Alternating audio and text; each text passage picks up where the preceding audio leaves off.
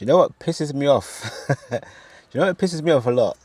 Right, is black people who just overplay the race card. Overplay the race card. Anytime a black person is guilty of something or they're accused of something, and we've got recent scenarios like the Carmelo Anthony case, we've got the Jason Arday case, and there's been many things where black people are involved in criminal or illegal activity, and rather than people look at the allegations and the crimes that they have been proven to commit, they always use the race card as to why the person acted the way that they acted. There is no personal accountability for that person behaving the way they are.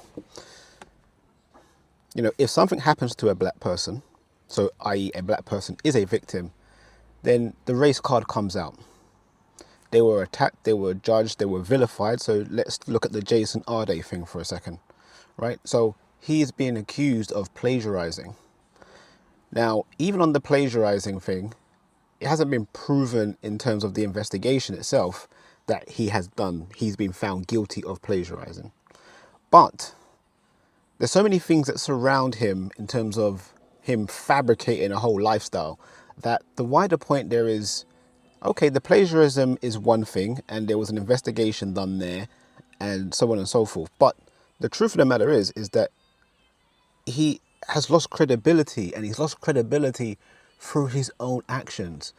But people want to turn it into a race situation and say, well, the reason why people are going for him and vilify him is because he's black.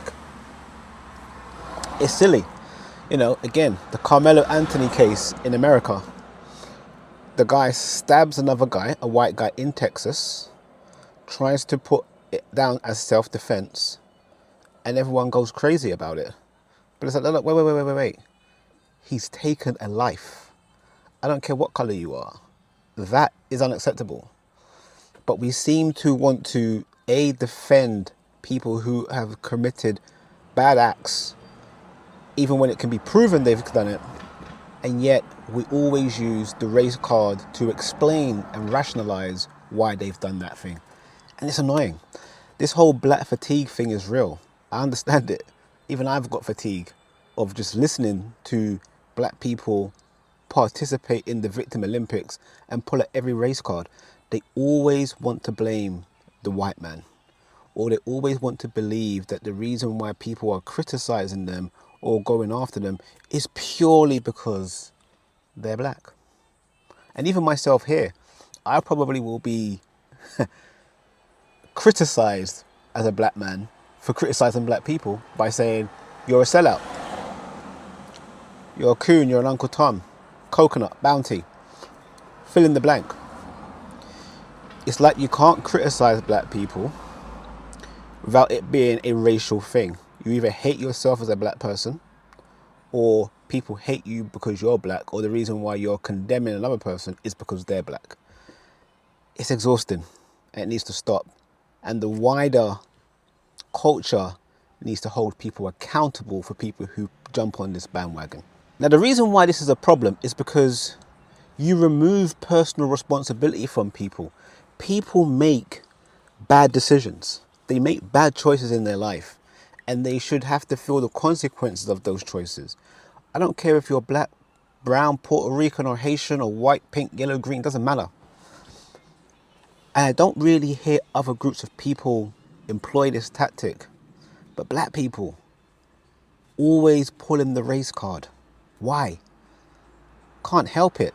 They just can't help it. And then what people do is they use it as a barrier to shield themselves away from genuine criticism. Like I said, in that Jason Arday case, and I've not, got myself full of the details, but I've listened to a few things on it and some of the things that are being stated as evidence and facts. And even aside from the plagiarism, there's a lot of things that he has said that undermine his credibility. The claims that he makes, he cannot substantiate them. And so it doesn't matter whether he's black or what. It doesn't matter. He is demonstrating through his own choices that he is not trustworthy. And so you're in a position of professorship. You are a professor. You are responsible for educating the minds of people. And yet, there are a lot of question marks around your academic work, but also many of the narratives and the claims that you make are unfounded. And rather than people focus on that, they will say, well, they use race, and so you can't actually do a proper investigation or a critique because people don't want to touch that hot potato. Race, okay, I better not touch that. Sensitive. But even black people do it. And it's wrong. I saw a woman the other day, you know, and I think she was a professor or she was in an esteemed position. And it's not that she doesn't have a point in terms of, I wish I could find the video now, but I think she's taken it down, which is probably a sign in of itself.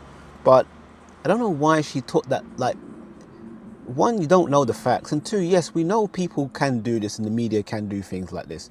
But the things that we can know, they're questionable. He has not covered himself in glory. And so it's not because he's black. He happens to be black. But what is definitely true is that there's a lot of things that he has claimed to have done that are questionable that he cannot substantiate. Period. It's the classic case of the boy who cries wolf. Eventually, you keep using that card, it starts to lose its effect. That's why I feel like black fatigue now is really a thing. Because you hear it so much, and it's used to defend and excuse virtually every act imaginable, that it actually loses its potency. It loses its meaning, and therefore when there are real cases of racism, they won't get their proper treatment because it's just been exhausted. We need to do better. Anyway, if you're new here, please subscribe to the channel and I'll catch you in the next video.